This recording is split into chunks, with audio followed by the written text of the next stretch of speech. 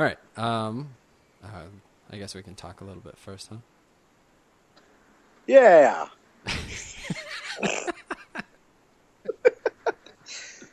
Oh man, I continue to not do this well. you continue to do it worse. Taylor and Alan talking about movies. They may be best friends, but they always disagree. Taylor and Alan, I seen that. It's just hard, like the Accidental Spider-Man podcast. I don't know if people understood that was legitimately just a straight up accident. We talked for like 30 minutes before doing the podcast, and it was just a podcast. Well, I decided about 5 minutes in. If you go back and listen, I'm like, hey, let's just turn this into a podcast. You didn't know until we got to the very end. Yeah, pretty much. And that's because I would say, for the most part, our podcasts are just our conversations that we're recording. Yeah. We're saying, hey, listen to me and Alan talk to each other. Yeah, pretty much. Like, everyone's jealous of our relationship. So they want to figure out the magic. Take notes, people. Take notes. All right, you ready? Yes. The year is 2008. The world... In the movie? Huh? Okay, go on. I'm setting the stage for when this movie came out. Oh, okay. We're getting a plot narrative. Yeah. No, not a plot narrative. Just real life world setting up. All right. The world, I don't know. I ran out of steam on this already. The world is in a housing crisis market to fail. Yeah. I couldn't remember what was going on in 2008. I was about to leave for Africa. Obama has been elected president. Yeah, he was just elected, huh? Well, he got sworn in 2009, right? Yes. Because when I was on my way to Africa, we had to fly through D.C. on inauguration day. And did you fly on Air Force One? Yeah, I flew from California on Air Force One. But I thought for sure it was going to be crazy at the airport. But we were in the international terminal, and it wasn't bad. It didn't seem like anything had changed. This was when you went to Africa? Yeah, the very first time. I gotcha. So this is the first comic book movie to have reached the $1 billion mark. $1 billion mark. Is it X-Men? Nope. While the movie was filming a chase scene on Lake Street, the Chicago Police Department received several calls from concerned citizens stating that the police were involved in a vehicle pursuit with a dark vehicle of unknown maker model. Oh, Dark Knight. Yes. Dark Knight. Have you seen Dark Knight? Oh, of course. This is my favorite. This is my favorite trilogy, I think. Favorite trilogy? Yeah. 'Tis a good trilogy. I can't think of any other trilogy I like more than this. Sharknado. Well, that's got 5 movies. What is that, a quadrilogy? That's 4. Yeah, you're right. Quintilogy? I don't know numbers. Yeah, it's Quinn. 5-tilogy. 5-tilogy. But yeah, no, this is probably, I don't know if it's my favorite. It's not really my favorite movies, but it's definitely my favorite trilogy of movies. It's your favorite story as a whole? Yeah. I love Batman, like we've talked about before. He's easily the best comic book character and movie character. No. You have to admit, Batman in movies is way better than Superman in any movie. Yeah, I agree with that. They've made better Batman movies. Yeah. Because Batman's a better character. in theory is so much better. Well, what are we talking about here? In theory. Like, Superman on paper is better than Batman. Well, Superman on paper... He should be able to destroy him, hands down, every single time. Yeah, they fought one time in the comics, so that's on paper, and Superman lost. I don't believe it. It's true. Alternate universe. They made a terrible movie based on that comic book. These are alternate facts. Yeah, that movie was really bad. Yeah. Yeah, so we had, let's see, there was originally The Batman, that came out in 88 or something like that. And then Batman Returns. Well, now are we talking, you're talking about the movies? Because have you ever seen the Adam West? I don't know why I said that. The have TV you show? The Adam West, yeah. I've seen it. I've never, I've seen it, but I don't think I've watched it. Do you know what I mean? Right. My dad had a bunch of them on video. Yeah. They're pretty cool. They're all black and white and whatnot.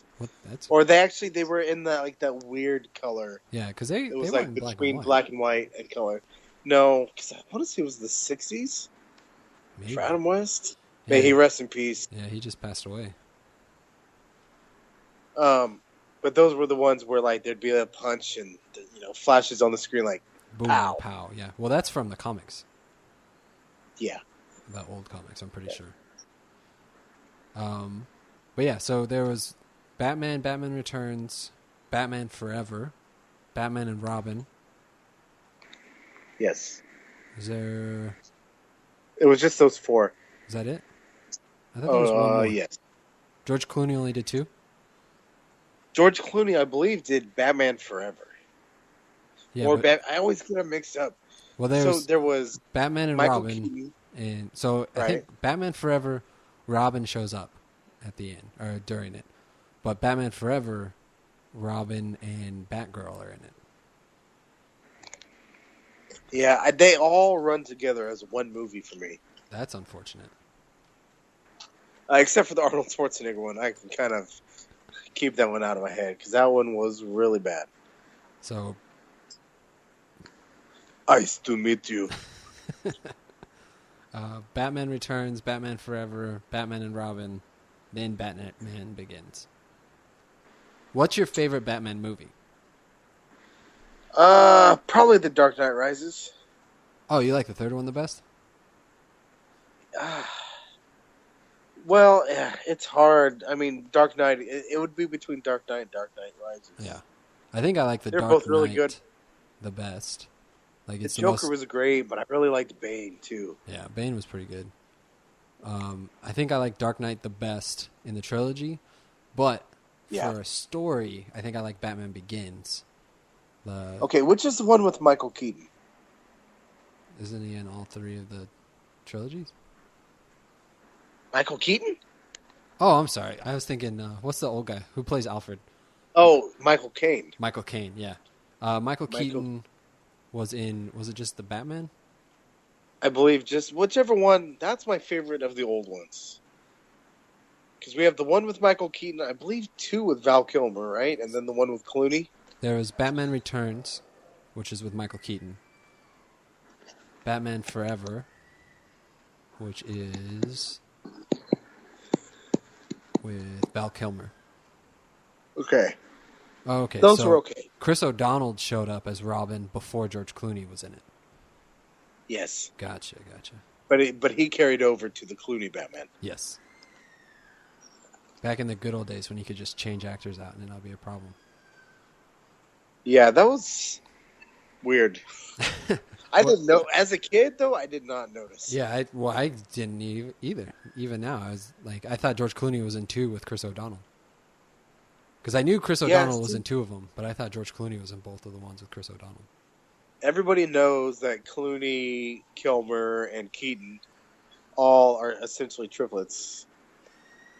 That they all just look the same? Yes. Yeah. I like those movies. I mean, it also gave us Danny DeVito as the Penguin. Yeah. Tommy Lee Jones I feel like Two-Face. The Penguin is the biggest reason Danny DeVito became his character in Always Sunny. Oh, I'm pretty sure he is the Penguin. That's like the Penguin's prequel, the story of how he becomes a penguin. Oh my gosh. I don't know what movie or between Always Sunny and Batman what he is grosser in. I mean in Always Sunny it's it's a funny gross, it's intentional. But in the Batman it's almost like there's just something about it that makes me so uncomfortable. Yeah. Yeah, he's an uncomfortable person. Although in Twins he's not too bad. Oh, I have not seen Twins. What is wrong with you? I don't know. I don't care for Schwarzenegger movies. Oh, except for you Jingle All the Way. Sir. Except for Jingle All the Way. That's not even one of the good ones. Put the cookie down! No! That's the best line. Well, if... what are we talking about? The Dark Knight. Dark Knight. Anything else to say about The Dark Knight? Heath Ledger was fantastic in this movie. Now, do you think if he hadn't passed away, you would say that? Yeah, I think so. Do you? I don't know. Like, I feel like him dying. I don't think him dying doesn't... I don't feel like it does anything, like, to the movie for me. Not to the movie, but I think culturally, everyone was like, this is an amazing performance, and they were so focused on it because he died and because it killed him. Well, in a way, like, him becoming the character got him hooked on the sleeping pills and stuff. Or maybe it's unrelated, but that's kind of the theory. Well, it's kind of been implied that that's what started it. Yeah. And so, like, everyone was just like, this is the best. Like, he deserves so much credit for this. And which, I'm not trying to take any of it away from him. I'm just curious if he had passed away or hadn't passed away, if people would have just been like, oh, that was a good movie. And that kind of be the end, you know? That is something we will never know. Because the other thing, too, is a lot of times when you have great performances, the actor can go on and do a terrible movie later, and it kind of taints that great performance. Yeah. I don't know. It's hard to say. He never got to go on and do any more bad movies. That is very true. It's very therefore, the Joker is his best role. Between that and Brokeback Mountain. No way. 10 Things I Hate About You. Well, that was my next one.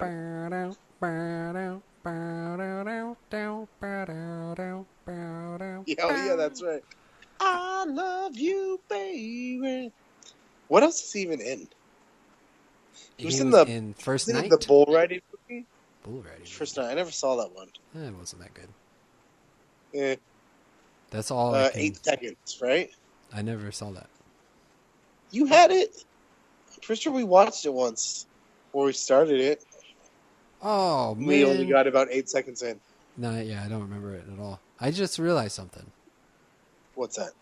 The movie when we did Galaxy Quest, and I thought for sure it used to be a TV show. I think I was thinking of Lost in Space. Oh. Because I knew the whole Danger, Danger, Will Robinson, or something like that. Yeah, Will Robinson.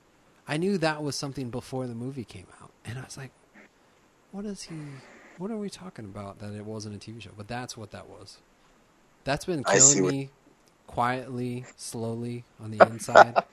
Like, I drank a bottle of acid and it was just melting me inside out for the last few weeks now. Okay, you want to know something that's been slowly killing me for, like a year now? Your kids. That's 5 years now. No, a while back when we first started this podcast and we talked about that freaking Lois and Clark show, and I told you about that scene that I remember. In the grave. I could not find it anywhere, but I know that it exists because I can still vividly see it because it haunted my dreams for so long.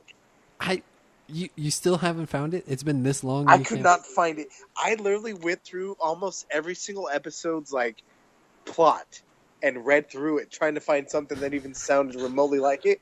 Couldn't find it anywhere. I decided I'm just gonna have to watch the whole show. I bet you it has to be something that you got crossed memories with. That you saw that happen in one thing, and you somehow pasted Lois and Clark on top of it. Do you know what I'm saying? Look, I'm willing to admit that might be a possibility, but the fact is I still can't find that scene. No matter where it exists, I can't find it. And it has been killing me. And you just reminded me of it, and now it's going to start to kill me again. Well, you're welcome. Oh, I need to find it. I need to find it before I go mad. What are you going to do if The Dark Knight comes on? Oh, I'll watch it. Yeah, I haven't seen it. I might actually watch the trilogy again here soon. I might try to sit down and watch the entire thing again. Not at once, but like over a couple days. Yeah, I only saw Batman. It's Batman Begins, right? The first one. Yeah. I only saw that one once, and I was like, "Oh, this is decent." So now, knowing how good the next two are, I kind of do want to rewatch it and get it all as one story, because it feels really broken up to me. It feels like there's Batman Begins as one, and then there's Dark Knight and Dark Knight Rises as its own thing. Yeah, 'cause they were just on such a different level. Yeah, well, their budget grew exponentially with each one. Yeah, well, and they didn't have to pay Liam Neeson's salary. They did in Dark Knight Rises. This is true. All right, so now is time for our widely popular, super critically acclaimed. X-Men. I want to see that. I'm gonna do that every time and hate it each time I do it, because it started out as me trying to make fun of you, and now I feel. But people aren't gonna remember that, and they're just gonna think, "What is wrong with that guy? Why does he say it like that?" Well, the problem is, I think I'm gonna cut out when you actually said it that way, because it got such a train wreck after. Oh yeah. So it's just gonna be me always just saying it's stupid. So it's going to be a callback to something that doesn't even exist. Just for me and you, buddy. Just like the rest of this podcast. Yeah, pretty much. All right. So I want to see that. I want to see the movie Wonder Woman. Yeah, I haven't seen that either yet. No. It's weird how we've seen, like, every movie that I've seen, I feel like we have seen together. Not like next to each other, but like we have both seen the movie. We want to see all the same movies. We just will have a different opinion on it when it's over. Yeah. It's weird because DC movies I have not really been that excited for. They've kind of been a letdown besides the Dark Knight movies. Yeah. But as far as their new DC universe, like they're trying to do, it just hasn't really. It's been very underwhelming. Yeah. I almost don't consider the Dark Knight trilogy a DC I don't either. property. Like, it obviously Batman is, but that seems more like a Christopher Nolan. Yeah, it's its own thing. If you want Batman in the new universe, you got Ben Affleck, which we might not for much longer. Yeah, I saw that. What's the deal with that?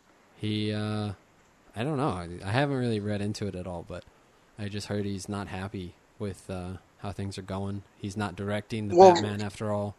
And they're talking about doing Flashpoint for the first Flash movie. Do you know anything about Flashpoint? No. So I know a lot less about DC than I do Marvel. The Flash can run back in time. He can run so fast he can time travel. And I haven't read the comic yet. I actually have it. I just haven't read it. But he runs back in time and changes something. So in the show, I've seen the show, he goes back and saves his mom from dying. And in doing that, he changes so many things in the current time.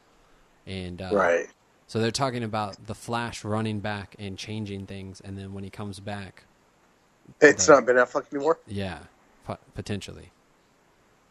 Really? But I don't know. I don't know what they're going to do. It's all kind of speculation. Well, I know that, I think it started, a couple weeks ago when they said that he had written the script and whoever's the director is like, yeah, no, we're not going to do this. Just or throw it away. We're tossing the script right now. Which has to be cool. Yeah, but hopefully it means it's going to be better. Yeah, I don't know. Yeah, I don't know. Either way, I've been pretty disappointed with DC. Especially, it's my own fault. I got super hyped up for Suicide Squad, and it just did not do it for me. Yeah, that was a big letdown. Like, it's still, it was okay, but I had too much hype going into it. Yeah.